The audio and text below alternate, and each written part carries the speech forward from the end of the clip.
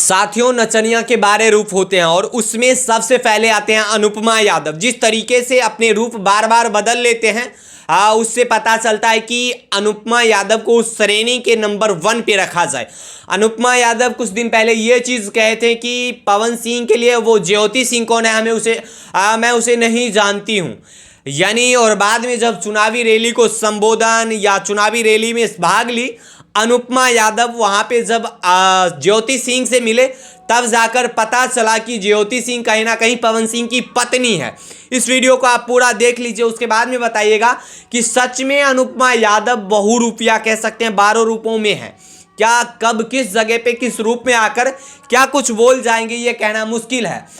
वो अनुपमा यादव जो कभी पवन सिंह के फेवरेट हुआ करते थे, वो अनुपमा यादव जो कभी शिवेश मिश्रा के फेवरेट थी, वो अनुपमा यादव जो कभी शिवेश मिश्रा के लिए सब कुछ करने के लिए तैयार थी, लेकिन उनसे ब्रेकअप होता है। उसके बाद में पवन सिंह के पास में जाते हैं और पवन सिंह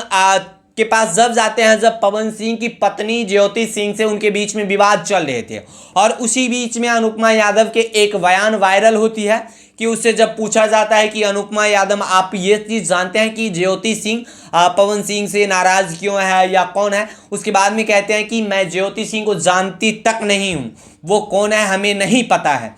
लेकिन शर्म तो तब हुआ अनुपमा यादव को, शर्म तो तब हुई अनुपमा यादव की जब वहाँ पे पवन सिंह, ज्योति सिंह, अनुपमा यादव एक जगह थी। और जब जाकर अनुपमा यादव की स्थिति ऐसी आ गई कि ज्योति सिंह को गले लगाने थी और गले लगाते हुए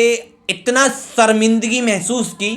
जो एक छोटी बच्ची किसी को पैर पकड़ने या किसी को प्रणाम करने में जितना शर्मिंदगी महसूस करती है, उससे भी कई गुने ज़्यादा शर्मिंदगी महसूस की अनुपमा यादव। और अनुपमा यादव ये चीज़ साबित कर दिए कि एक कलाकार के पास में बहुत सारे रूप होते हैं, वो कब किस रूप में आकर क्या कुछ बोल जाएंगे ये कोई आम दर्शक या आम जनता नहीं पता लगा सकते हैं। हालांकि हम इसका विरोध भी कर रहे हैं कि ऐसे कलाकार को बहिष्कार होना कहीं ना कहीं सही है। आप एक चीज़ बताइए साथियों, यदि ज्योति सिंह और पवन सिंह के बीच में आज तक विवाद चलते तो अनुपमा यादव बहुत ज़्यादा खुश दिखती, लेकिन भगवान या कुदरत का करिश्मा में जो नसीब में लिखी थी ज्योति सिंह की, यानी हालांकि दोनों जाकर मिलजुल गए, मिलान हो गया,